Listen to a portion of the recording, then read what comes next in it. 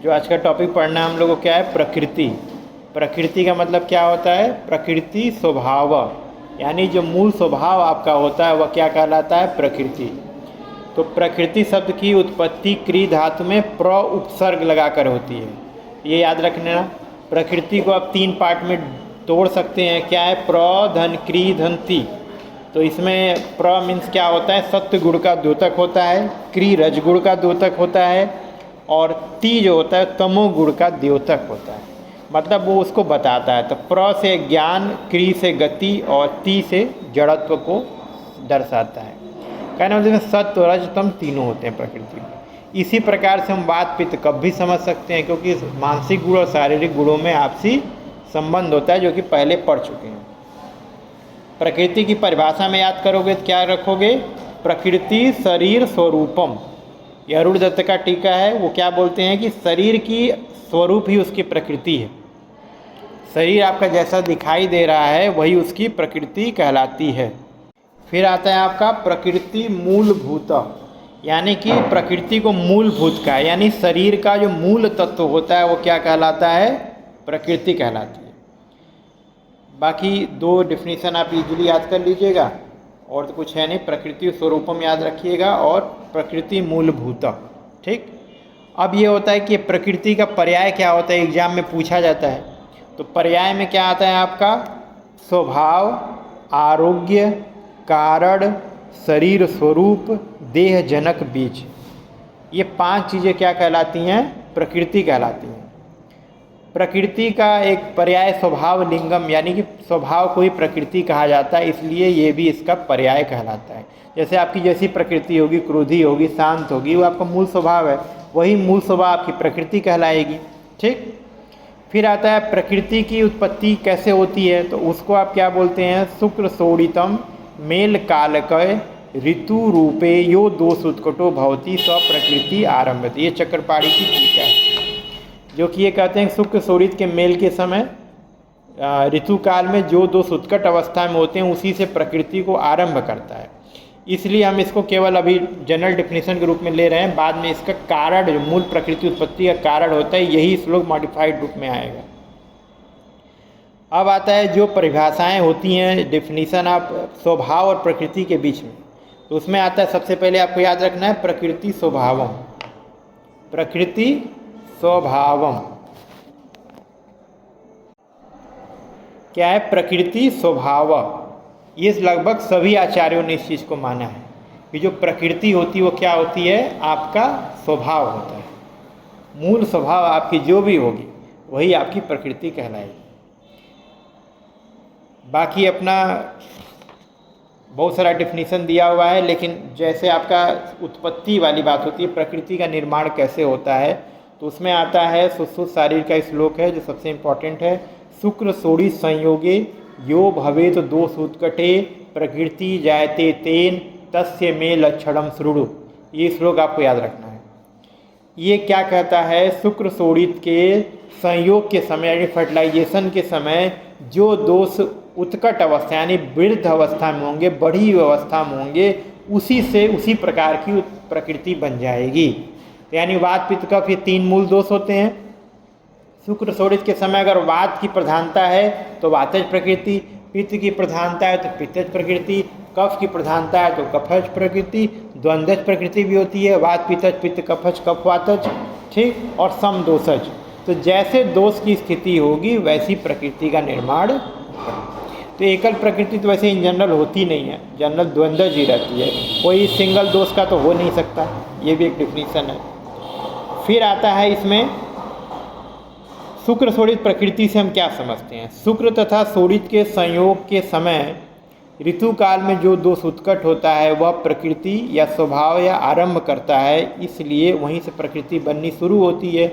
इसलिए हमें डेफिनेशन याद रखना, शुक्र शोणित संयोगे यो भवेत दोष उत्कटे प्रकृति जायते तेन तस्य में लक्षणम श्रुणु। याद रहेगा, ठीक। अब आता है प्रकृति के भेद बताए गए हैं। तो कई प्रकार के प्रकृति के भेद बताए गए हैं, ठीक। उन भेदों में आप देखिए, सबसे पहले जो चरक ने बता रखा है जो वात पित्त कफ हमें याद रखना ही रखना, उसके अलावा भी प्रकृति के भेद बताए गए हैं, उसको हम लोग को स्पेशली याद रखना है। तो सबसे पहले आता है एक्स्ट्रा यूट्राइन फैक्टर इन्फ्लुएंसिंग देह प्रकृति, यानी कि बाहरी से जो हमारी प्रकृति को इन्फ्लुएंस कर सकता है वो, या फिर उसको हम प्रकृति का भेद भी मानते हैं। तो उसको हम लोग क्या बोलते हैं, जात्यादि प्रकृति, जात्यादि प्रकृति, जाति आदि प्रकृति। सबसे पहले क्या आता है, जाति प्रसक्त, यानी जो जिस जाति में उत्पन्न होता है उस जाति के विशेष गुण उसके अंदर विद्यमान होते हैं स्वाभाविक रूप से। क्लियर। फिर आता है कुल प्रसक्त। कुल प्रसक्त में क्या आता है, जो जिस कुल में पैदा हुआ, जात्यादि प्रकृति। तो उसमें जाति प्रकृति है, जो जिस जाति में उत्पन्न होता है उस जाति के विशेष गुण उसके अंदर होंगे। ठीक, जैसे कोई ब्राह्मण होगा थोड़ा सात्विक होगा, कोई और किसी जाति में होगा उस तरह क्षत्रिय वगैरह होते हैं तो उस लोग अपना लड़ाई झगड़े में थोड़ा ज़्यादा रहते हैं। तो जैसा जिसका स्वभाव रहेगा उस प्रकार से उसके जाति के कारण उसके विशेष गुण उसके अंतर्गत रहेंगे। तो स्वाभाविक रूप से आना है, क्योंकि घर परिवार में उचित देखते देखते उसके अंदर वो गुण आ जाते हैं। फिर आता है कुल। कुल में क्या होता है, किसी कुल में, जिस कुल में आप पैदा होंगे उस कुल की आपके अंदर कोई न कोई बात रहेगी, स्वाभाविक रूप से रहेगी। ठीक, जैसे मान लीजिए आर्मी वगैरह में देखते होंगे कि वो लोग प्रीफर करते हैं, जो लोग मतलब पहले से ही अगर कोई आर्मी में आपके है तो आप उसको पर्सन को ज़्यादा प्रीफर करते हैं, क्योंकि उनके अंदर बलिदान करने का साहस अन्य के मुकाबले ज़्यादा होगा, क्योंकि उनके कुल में ये चीज़ चली आ रही है। उनके चाचा सेक्रीफाइज हुए, उनके फादर सेक्रीफाइज हुए, तो उनके अंदर स्वाभाविक रूप से गुण रहता है कि हम भी सेक्रीफाइज हो जाएंगे। सामान्य व्यक्ति उस चीज़ को नहीं कर पाएगा। फिर आता है देश अनुपातिनी। देश अनुपातिनी होता है, जैसे मान लीजिए कोई प्लेस ऑफ बर्थ, अंतर्वेदवासी यानी गंगा यमुना के बीच के जिले, जैसे इस तरह के जहाँ धार्मिक वातावरण ज़्यादा है वहाँ के लोग थोड़ा ज़्यादा सुचिता से रहेंगे, ज़्यादा धार्मिक आचार रिलीजियस थॉट होगा उनका। ठीक, जब कोई वाराणसी से रहता होगा, अयोध्या में रहता होगा तो दिन भर वही पूजा पाठ देख रहा है, तो उसी तरह का उसका विचार हो जाएगा। तो ये क्या होता है, देश अनुपातिन, यानी प्लेस ऑफ बर्थ की वजह से आपके अंदर कुछ न कुछ स्वाभाविक गुण हो जाते हैं। जैसे मान लो हरियाणा पंजाब में जो लोग पैदा हो रहे शारीरिक रूप से बहुत मजबूत हैं, तो एथलीट्स में देखोगे वो सबसे आगे हैं बनस्पत हम लोग के साइड से, तो उस देश में पैदा होने के कारण उनको उस तरह की बिल्ट मिल जाती है। फिर आता है काल अनुपातनी, यानी कि किसी विशेष काल में पैदा होने से भी शारीरिक बल में बदलाव रहता है, आपके स्वभाव में बदलाव रहता है। जैसे कोई ठंड में पैदा हुआ, कोई गर्मी में पैदा हुआ, तो ऋतु अनुसार, जन्म के अनुसार और जैसा जहाँ का वातावरण है उसके अनुसार भी आपके अंदर गुण स्वाभाविक रूप से आते हैं। फिर आता है वय अनुपातनी। वय अनुपातनी मतलब वय के अनुसार, आयु के अनुसार भी आपके अंदर कुछ गुण स्वाभाविक रूप से रहते हैं। अब जो चीज़ें आप बालपन में करते होंगे वो चीज़ अभी आप करते हैं, आपको ऑड लगेगा कि ये मैं नहीं कर सकता। तो ये चीज़ें क्या होती हैं कि एक स्वभाव आप में परिवर्तन आता है, या स्वभाव आपका बना हुआ है वय के कारण, वय में बदलाव आएगा, वो स्वभाव अब आपको ठीक नहीं रहेगा, मतलब आपको अजीब लगेगा। लेकिन सामान्य रूप से वो मूल प्रकृति में रहता है, वो स्वाभाविक रूप से वो दिखाई देगा। इसी तरह क्या होता है प्रत्यात्मनीयता। प्रत्यात्मनीयता क्या होता है, अपनी आत्मा को प्रेजेंट करना, यानी खुद के, जैसे मान लीजिए किसी घर में कोई वॉरियर नहीं हुआ तो ऐसा नहीं है उनके घर में कोई वॉरियर पैदा नहीं होगा, हो सकता है कोई हो जाए। कोई घर में आपकी कोई पढ़ाई लिखाई नहीं किया लेकिन आप पढ़ने के लिखने के लिए आए ना, ऐसा भी हो सकता है। तो ये प्रत्यात्मनीयता है। जरूरी नहीं है कि आप जो है हेरिडिटरी से ही कुछ सब कुछ प्राप्त, जैसे कुल और जाति से तो मिल रहा है, लेकिन प्रत्यात्मनीयता भी एक चीज़ होती है जो आपको किसी भी कुल जाति देश में पैदा हुए हों आपके अंदर स्वाभाविक रूप से वो चीज़ आ जाएगी। आपके घर में कोई पेंटर नहीं है लेकिन क्या पता आप पेंटिंग करना शुरू करें, तो ये प्रत्यात्मनीयता होगी। आप फर्स्ट जनरेशन हो सकता है कि अपना आर्मी मैन हो, ये भी हो सकता है। थर्ड जनरेशन फोर्थ जनरेशन वाले भी होते हैं, आप फर्स्ट जनरेशन भी आप भी जा सकते हैं। तो ये क्या कहलाता है प्रत्यात्मनीयता। तो ये आपकी प्रकृति को दर्शाता है, तो इसको हमेशा याद रखना। उसके अलावा फिर क्या आता है, ये तो जात्यादि प्रकृति हो गई। फिर उसके बाद आता है देह प्रकृति, जिसके बारे में आप सब लोग जानते हैं। जो देह प्रकृति क्या है, दोष का अनुसार देखो, सम पित्त अनिल कफा केचित गर्भादि मानवा दृश्यन्ते वातला केचित पित्तला श्लेष्मस तथा तेषाम अनातुर्वे पूर्व वातलाद्य सदा अतुरा दोषानुशीता ही शाम देह प्रकृति उच्यते। ये श्लोक भी आप लोग याद कर लेना।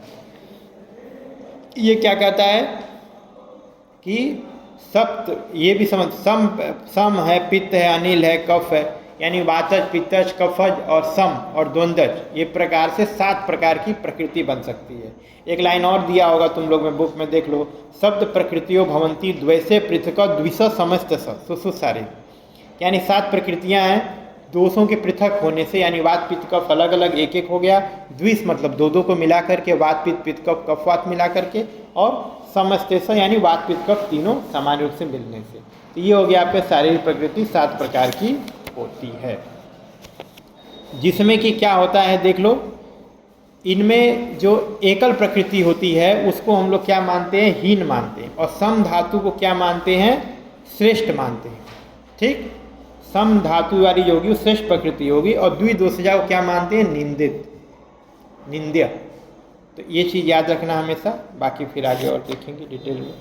फिर आता है सुश्रुत ने पहली बार प्रकृति का भेद किया पंच भौतिक आधार पर, यानी पंच महाभूतों के आधार पर 5 प्रकार की प्रकृति हो सकती है। तो उसमें क्या होता है, उन्होंने बोला, ये श्लोक याद कर लेना, प्रकृति यह नराणाम भौतिकी केचिदायु पवन दहन त्वे कीर्तस्तु तिस्र स्थिर विपुल शरीर पार्थिवश्य क्षमावान सुचिरथ चिरंजीवी नाभ से खमे हृदय। ये क्या कहता है कि वात पित्त कफ जैसे प्रकृति होती है, इसी प्रकार से पंच भौतिक भी प्रकृति होती है, आकाश वायु अग्नि जल पृथ्वी। तो इन्होंने क्या बोला कि जो वातज प्रकृति होगी वह वायु के समान होती है, यानी सेम, उसका डिफिनीशन उन्होंने नहीं बताया, न लक्षण बताए। अग्नि वाले को बोला कि पित्त के समान प्रकृति होगी, तो उसमें भी कोई डिफिनीशन नहीं दिया। और जल वाले को बोला कि कफ के समान होगी। तो 3 तो चले गए, बचे 2, पृथ्वी और आकाश। तो पृथ्वी का उन्होंने बताया कि जो पृथ्वी महाभूत के शरीर होंगे वह स्थिर विपुल, यानी मजबूत होंगे और बड़ा होंगे और क्षमाशील वाले होते हैं। ठीक, और जो आकाशी होगा वो क्या होगा, वह पवित्र होगा, चिरंजीवी होगा और बड़े बड़े छिद्रों वाले, खमे हृदय, यानी उसके नाक कान आँख बड़े बड़े होंगे। तो इन्होंने 2 लक्षण, 2 महाभूतों के लक्षण बताया, बाकी का सेम बता दिया वात पित्त कफ के अनुसार।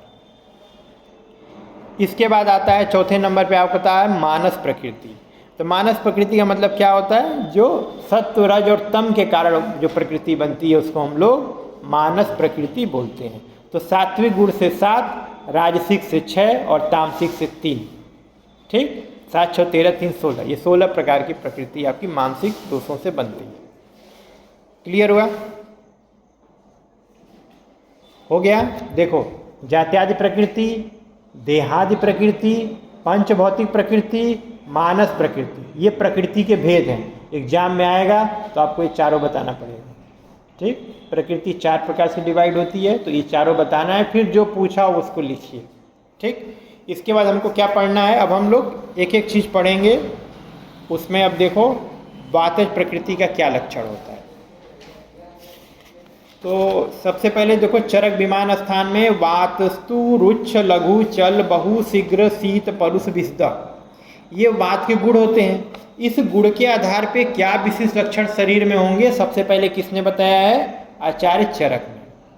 तो देख लो, जो रुच्छ गुण के कारण क्या होगा, वात प्रकृति का मनुष्य का शरीर रूखा और दुबला पतला और छोटा होता है।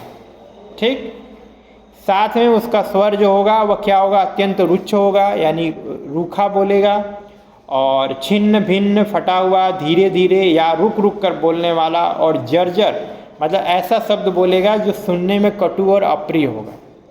कुछ लोग होते हैं ना कठोर बोलते हैं हमेशा, तो चूंकि वात प्रकृति का व्यक्ति उसमें रुच्छता अधिक होती है, इसलिए उसकी वाणी में कोई स्नेह नहीं होगा, वो रुच्छ ही बोलेगा। बल्कि कफ प्रकृति का व्यक्ति जब बोलेगा तो मधुर बोलेगा। ठीक, ये अब आपको ऑब्जर्व करना है कि कौन वातज है, कौन पित्तज है, कौन कफज है, कौन दिन रात डांटता रहता है, कौन कम डांटता है, कौन कभी कभी डांटता है। तो ये सब आपको ऑब्जर्व करना है किसकी क्या प्रकृति है। लघु गुण के कारण देखो क्या होगा, इनकी गति, चेष्टा, आहार लघु और चंचल होगा। यानी कि ये क्या होता है, इनमें आहार एक कम मात्रा में लेंगे, चंचलता इनके अंदर ज़्यादा होगी, इनकी गति भी थोड़ी जल्दी जल्दी होगी। ठीक, लघुता होगी शरीर के अंदर इस वजह से, और अनियमित होंगी। जैसे इनको अगर एक जगह बिठा देंगे तो ऐसा नहीं शांति से बैठे रहें, वहाँ हाथ पैर हिलाते रहेंगे, कुछ न कुछ, कभी बाल टच करेंगे, कभी सर टच करेंगे, कभी कुछ करेंगे। तो ये चीज़ें क्या होती है, ये वात प्रकृति का लक्षण, क्योंकि उसके अंदर लघुता है, उसी के अपोजिट कफ प्रकृति का व्यक्ति होगा वो स्थिरता से बैठा रहेगा। ठीक, हाथ पैर हिलाना ये सब करना ये सब उसके अंदर नहीं होता। फिर आता है बहु। बहु गुण से क्या होगा, वात प्रकृति के व्यक्ति अधिक बोलते हैं। चुप कराओगे तो भी तुम्हें चुप करा के अपनी बात पूरी करेंगे। तो ऐसे व्यक्ति भी मिलेंगे तुमको, पहले मैं बोल लूँ, पहले सुन लूँ, फिर आप जरा सा उनको हिंट देंगे या नहीं भी देंगे तो भी अपनी बातों से ही हिंट निकाल करके, क्लू निकाल करके फिर दूसरे टॉपिक पे बोलने लगेंगे, फिर तीसरे बोलने लगेंगे, चौथे बोलने लगेंगे। तो ये क्या होता है, बहुलता होती है उनका, वाचाल प्रकृति के होती है। फिर क्या आता है, शीघ्रता। वायु के शीघ्र गुण होने का वात प्रकृति सभी कार्यों को बहुत ही शीघ्र ही आरंभ करते हैं और बहुत जल्दी क्षोभ भी उत्पन्न हो जाता है। कोई कार्य बता दीजिए तो कहेंगे सबसे पहले हम ही उसको करेंगे और पूरा कार्य नहीं कर पाते, बीच में फिर उससे विराग हो जाएगा कि अब नहीं करेंगे। जैसे श्लोकावली बनाने को बोलता हूँ तो वात प्रकृति का व्यक्ति सबसे पहले डायरी खरीद के लाएगा, सबसे पहले पेन खरीद के लाएगा, 2 पन्ना सबसे पहले लिखेगा। लेकिन ये सोचो रोज लिख ले, उसके बस का नहीं है, क्योंकि वातज प्रकृति है। शीघ्र को कार्य को आरंभ करता है और बहुत जल्दी क्या होता है, क्षुभित हो जाता है। ठीक, फिर आता है कोल्ड या शीत। शीत गुण से क्या होगा, उसके शीतलता को सहन नहीं कर सकते हैं, यानी इनको ठंड लगेगी बहुत ज़्यादा। ऐसे व्यक्ति को ठंड ज़्यादा लगती है, जाहिर सी बात है। वो शीतलता से दूसरी वायु है ना, तत्व शीतो लघु सूक्ष्म, तो शीतलता उसके अंदर ऑलरेडी है, तो और शीतल आएगा तो और वात बढ़ेगी और उसको कष्ट होगा, इसलिए शीतल चीज़ें उसको अच्छी नहीं लगती। परुष, वायु के परुष होने से इनके केस, दाढ़ी, नख, दांत, मुख, हाथ, पैर ये सभी अंग खुरदुरे होंगे। जैसी स्किन होती है, आप लोग देखते होंगे किसी की स्किन बहुत खुरदुरी है, थोड़ा सा अपना देखो ठंडियों में पता चल जाता है कि स्किन किसकी ज़्यादा खुरदुरी है। तो जो वात प्रकृति का खरता ज़्यादा रहेगी उसकी खुरदुरी स्किन दिखाई देगी, रफ दिखाई देगी, बनस्पत के कफ प्रकृति के। क्लियर हुआ? जो श्लोक याद करना है ये तो हो गया जनरल, मतलब डिटेल में, जितना मैं बताऊं उतना ही गुण के साथ लिखना चरक में। ठीक, और एक श्लोक सारंगधर का याद करना है, इसेंशियली याद करना है। वो याद करना है, अल्प केश किशोरुच्छ वाचाल चल मानस आकाशचारी स्वप्नेशी वात प्रकृति को नर। कहने का मतलब ये कि सारंग, देखो चरक ने तो बताया, बहुत डिटेल बताया। चरक ने, सारंगधर ने बोला कि एक ही 2 लक्षणों से आप पहचान जाइए कौन किस प्रकृति का है। तो बहुत अच्छा डेफिनेशन है, ईजी भी है। बोले अल्प केश, ऐसे व्यक्ति के सर पे बाल कम होंगे। अल्प केश या केश होगा भी तो विरल होगा, डेंस नहीं होगा। ठीक, सघन बाल नहीं होंगे। प्लस साथ में क्या होगा, कृश होंगे, दुबले पतले होंगे। तीसरे नंबर पे क्या होगा, शरीर में रुक्षता होगी। और चौथे नंबर पे क्या होगा, वाचाला। वाचाला मतलब बहुत सारा बातें करने वाले होंगे। चल मानस, शारीरिक और मानसिक जो होगा वह गतिमान बहुत ज़्यादा होगा, उनके अंदर मूवमेंट बहुत ज़्यादा रहेगा। और स्वप्न में आकाशचारी, जो स्वप्न में रात में सोएंगे तो लगेगा हम आकाश में उड़ रहे हैं या बिस्तर उड़ रहा है, खाट उड़ रही है, ऐसा उनको अनुभव होता है, व्यक्तिगत अनुभव, क्योंकि शरीर में लघुता है उनकी। तो ये डिफिनीशन क्या है, बहुत छोटा है और हमेशा आता है, याद करने, ये लिख दिए फिर बाकी तो कुछ लिखते रहो, कोई दिक्कत नहीं। ये क्या बोलता है, अल्प केश किशोरुच्छ वाचाल चल मानस आकाशचारी स्वप्नेशु वात प्रकृति को नर। याद हो जाएगा? ठीक, इसके अलावा एक और प्रकृति आदि है, सुश्रुत का बहुत यूनिक योगदान है। उन्होंने क्या बोला कि कुछ जानवरों से तुलना करके बताया कि ऐसे व्यक्ति इस जानवर के स्वभाव वाले होते हैं। इसको हम लोग क्या बोलते हैं, आनूक प्रकृति। आनूक प्रकृति। तो उसमें क्या देखो, उन्होंने सुश्रुत में क्या दिया है, वातिकश्च अज गोमायु आसुसस आकु उष्ट पशुनाम गृद्ध काक खरादि नाम आनुके कीर्तता नरा। इस श्लोक को जरूर याद कर लेना, क्योंकि पहले नहीं आता था, आजकल आने लगा है कि वह आनु प्रकृति से आप क्या समझते हैं। तो आपको बताना पड़ेगा कि कुछ जानवरों से ऋषियों ने तुलना की और उसके अनुसार प्रकृति को डिफाइन करने का प्रयास किया। वो क्या है, अजा। अजा मतलब वात प्रकृति का व्यक्ति बकरी के समान होगा, यानी चंचल होगा बहुत ज़्यादा, जैसे बकरी स्वाभाविक रूप से बहुत चंचल होती है। गोमायु, गोमायु मतलब श्रृंगाल, मतलब सियार जैसा होगा। खरगोश, चूहा जैसा। ऊंट, कुत्ता, सियार, कौवा और गधा। इसके समान गुण वाला जो होगा वह कैसा होगा? वात प्रकृति का मनुष्य, वात प्रकृति का मनुष्य। इसको हम लोग क्या बोलते हैं? आनूक प्रकृति, बहुत स्पेशल है। वातिकश अजगोमायु आसु सस आखु उष्ट पशु नाम गृद्धकाक खरादि नाम आनूके कीर्तिता नर। याद हो जाएगा? ठीक, इतना ही याद करना है। चरक का एक श्लोक, एक सारंगधर का श्लोक और एक सुश्रुत का आनूक प्रकृति, ये तीन आप तैयार कर लेंगे तो आपकी प्रकृति तैयार होगी। तो वात प्रकृति हो गया 3 सेट में। फिर देखो पित्त प्रकृति, देखो पित्त प्रकृति में फिर वही गुण बताएंगे और फिर उसके अनुसार लक्षण बताएंगे। पित्तम उष्णम तीक्ष्णम दवम द्रवम विश्रम अम्लम कटुकम च, ये हो गया पित्त प्रकृति। तो पित्त प्रकृति के उष्ण देखो, पहले क्या दिया इन्होंने? उष्ण गुण। तो उष्ण गुण क्या करता है? उष्ण सहा उष्ण मुखा सुकुमार उदात गात्रता, यानी पित्त के उष्ण गुण होने के कारण पित्त प्रकृति के मनुष्य उष्ण वातावरण में रहना पसंद नहीं करते, यानी गर्मी उनको पसंद नहीं है, क्योंकि ऑलरेडी उनके शरीर में इतनी गर्मी है। तो उनमें गर्मी, जैसे मान लीजिए इसी नॉर्मल है, इसी में कोई पित्त प्रकृति का व्यक्ति होगा तो इतनी गर्मी में उसको व्याकुलता हो रही होगी। ठीक, कफ वाला शांति से बैठा होगा, वात वाला तो विषम प्रकृति है, कभी अच्छा लग रहा होगा कभी खराब लग रहा होगा, उसका कुछ नहीं कर सकते। तो पित्त के उष्ण गुण होने के कारण उसको उष्ण वातावरण पसंद नहीं। उसका मुख उष्ण होता है, वे सुकुमार और गौरवर्ण के होते हैं। उनके शरीर के ऊपर विप्लु यानी छोटी छोटी फुंसियाँ, व्यंग, तिल और पीड़िकाएँ ज़्यादा होती हैं। तो जितने गौरवर्ण के लोग होते हैं देखोगे तिल आदि उनके चेहरे पे ज़्यादा दिखाई देते हैं। उन्हें भूख और प्यास अधिक लगती है और शीघ्र ही अर्थात समय से पहले झुर्री पड़ना और वलियाँ जिसको बोलते हैं, पलित होना यानी बालों का पकना और खालित यानी कि बालों का गिरना, ये पित्त प्रकृति के युक्त वाले लक्षण होते हैं। उष्ण गुण के कारण ये चीज़ें दिखाई देती हैं। तीक्ष्ण के कारण क्या होगा? वह तीक्ष्ण पराक्रम वाले और तीक्ष्ण अग्नि वाले, अधिक मात्रा में खाना पीने वाले, कष्ट को न सहन करने वाले होते हैं और सूख दंता होते हैं, यानी थोड़ा थोड़ा दिन भर खाते हैं। ठीक, दिन भर कुछ न कुछ उनको खाने को चाहिए, क्योंकि अग्नि तीक्ष्ण है, बार बार भूख लगेगी इस वजह से। फिर द्रव देख लो, ऐसे व्यक्तियों को पसीना बहुत आएगा, मल मूत्र की भी अधिकता होती है, ये भी याद रखना। विश्र, अब जब पसीना अधिक आएगा तो दुर्गंध भी उत्पन्न होगी अधिक मात्रा में, तो आँख, मुख, सिर और शरीर से अधिक दुर्गंध उनको निकलती है। अम्ल और कटु रस के कारण क्या होगा? यह पित्त पुरुष जो होते हैं वो अल्प शुक्र, अल्प मैथुन शक्ति, अल्प पुत्र वाले होते हैं, तो ये इनका एक लक्षण होता है। ठीक, इसके अलावा फिर अब वही बता रहे थे आपको आनूक प्रकृति वाला, नहीं पहले सारंगधर का याद कर लेते हैं। तो सारंगधर ने फिर इजीली बताया कि क्या याद करना है?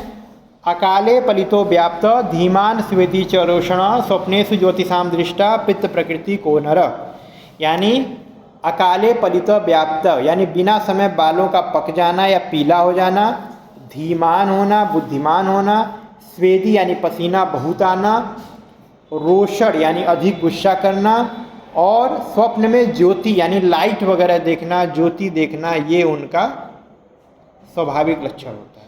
याद हो जाएगा, बहुत ईजी। अकाले पलितो व्याप्त धीमान स्वेदी च रोषण स्वप्नेषु ज्योतिषाम दृष्टा पित्त प्रकृति को नर। अब लास्ट मोमेंट क्या पढ़ना है स्टेप में? हमको आनूक प्रकृति पढ़नी है। तो भुजंग उलूक गंधर्व यक्ष मार्जार बानरे व्याघ्र नक्ष नकुल आनूके पैतिकस्तु नरा स्मृता। सर्प, उल्लू, गंधर्व, यक्ष, मार्जार, बानर, व्याघ्र, ऋक्ष, नकुल इनके समान प्रकृति वाले होते हैं। ठीक, सांप के समान, उल्लू के समान, गंधर्व के समान, बिल्ली के समान, बंदर के समान, व्याघ्र पित्त प्रकृति क्रोध के कारण, ऋक्ष के समान पराक्रम के कारण, और नकुल यानी नकुल के समान देवता के हैं ये। ठीक है, नकुल देवता, उनके समान ये प्रकृति वाले होते हैं। तीनों याद हो जाएगा। अब हम इसी तरह से पढ़ेंगे श्रेष्ठ प्रकृति। इसमें भी हम सब पहले क्या पढ़ेंगे? दोष। श्रेष्ठमलो ही स्निग्ध सक्षम मृदु मधुर सार सांद्रम स्तिमितरम गुरु शीत विजलच। अच्छा, यानी स्निग्धता के कारण क्या होगा? कप के स्निग्ध होने के कारण कप प्रकृति के मनुष्य स्निग्ध अंग वाले होंगे, जैसे वात वाले रुक्ष वाले थे, ये स्निग्ध वाले होंगे। श्लक्षण क्या होगा? श्लक्ष होने से श्लक्ष अंग वाले होंगे। मृदु वाले क्या होंगे? मृदु होने के कारण देखने में सुंदर, सुकुमार और गौरवर्ण के होंगे। कप प्रकृति का व्यक्ति। मधुर, मधुर होने का कप प्रकृति के मनुष्य जो होते हैं अधिक शुक्र वाले होंगे, अधिक संतान वाले होंगे। सार से क्या होता है, शरीर में स्थिरता उत्पन्न होगी, संगठित और स्थिर शरीर वाले होंगे। सांद्र क्या होंगे तो क्या होगा, सभी अंग उसके पुष्ट और परिपूर्ण होंगे। मंद गुण से क्या होगा, सभी कार्य क्या होगा, स्लोली स्लोली करते हैं, धीरे धीरे सब कार्य करते हैं। ठीक। अल्प आहार विहार चेष्टा वाले होंगे। स्तिमित क्या होंगे, कप प्रकृति और मनुष्य किसी भी कार्य को शीघ्र नहीं करते, अर्थात बहुत सोच विचार करके किसी कार्य को पूर्ण करते। ठीक। फिर आता है गुरु। गुरु होने के कारण होता है कप प्रकृति के व्यक्ति की गति दृढ़ और निश्चित रूप से होती है, मतलब गुरुता होती है उसके अंदर। जैसे मान लो यहाँ से वहाँ तक जाना है तो वात प्रकृति का व्यक्ति दौड़ के चला जाएगा, शीघ्र चला जाएगा। कप प्रकृति का व्यक्ति आराम से उठेगा, धीरे धीरे पहुँचेगा। ऐसा होता है ना, मूल स्वभाव है, अपने ग्रुप को ऑब्जर्व कर सकते हैं। फिर आता है शीत वाले। शीत, ऐसे कप के शीत गुण होने के कारण कप प्रकृति के मनुष्यों को भूख प्यास ताप पसीना और दोष कम कष्ट देते हैं। इसीलिए कप प्रकृति को उत्तम माना गया है, वात को हीन माना गया है। क्योंकि वात जो वातलाद्य सदातुर है, जो ये भी एकल प्रकृति होती है वैसे भी खराब होती है। एकल प्रकृति खराब मानी गई है, सदा आतुर मानी जाती है, लेकिन उसमें भी आपका कप प्रकृति ठीक है, उत्तम प्रकृति मानती है। और श्रेष्ठ प्रकृति क्या है, वात पित्त कफ सम प्रकृति। कोई पूछे तो याद रखना उत्तम कौन है, श्रेष्ठ कौन है। फिर आता है विज्जल। विज्जल वाले मनुष्य में गुण होने के कारण कप प्रकृति के मनुष्यों का संधि बंधन एक से एक में सटा हुआ और बलवान होता है, यानी ज्वाइंट उनके बहुत मजबूत और भरपूर दिखाई देते हैं हमको। अच्छे गुण से क्या होता है, क्लियर, यानी कि कप प्रकृति के मनुष्य की दृष्टि, मुख प्रसन्न और स्निग्ध दिखाई पड़ते हैं, उनके वर्ण और स्वर भी स्निग्ध और प्रसन्न होते हैं। तो ये हो गया चरक के अनुसार, दोष के गुण के अनुसार लक्षण। तो दो दो तीन तीन लाइन, एक एक लाइन याद कर लेना, गुण लिखना, उस गुण से मिलता जुलता लक्षण अपने आप लिख लोगे। फिर आता है सारंगधर ने क्या बताया, गंभीर बुद्धि स्थूलांगम स्निग्ध केशो महाबल स्वप्ने जलाशय लोकी शेष प्रकृति को नर। यानी गंभीर बुद्धि मतलब स्थिर बुद्धि, गंभीर बुद्धि होगी, स्थूल अंग यानी शरीर मोटे मोटे होंगे, अंग मोटे होंगे, केश इसमें स्निग्धता होगी, महाबलशाली उनके अंदर बल अधिक होगा, क्योंकि कफ है ना, बल अधिक होगा। और स्वप्न में जलाशय लोग यानी शीतल चीज़ें, जलाशय आदि ये सब चीज़ें ज़्यादा देखते हैं। यह कप प्रकृति के मनुष्य का लक्षण है। ये इजी है, सारंगधर का याद कर लेना। उसके बाद आता है आनुक प्रकृति। आनुक प्रकृति क्या कहता है, ब्रह्म रुद्रेन्द्र वरुड़े सिंह अश्व गज गोवृष तार्क्ष्यम हंस समानानुका श्रेष्ठ प्रकृति को नर। यानी ब्रह्मा रुद्र वरुण अश्व गज वृष मतलब ये जानवर हो गए, और गरुड़, इन पक्षी के समान शक्ति और गुण वाला होता है। तो ये याद हो जाएगा, इजी है। तो सारंगधर का सबसे पहले तुम लोग अगले हफ्ते में याद करके आना, ठीक। इसके बाद हम लोग आगे पढ़ेंगे मानस प्रकृति।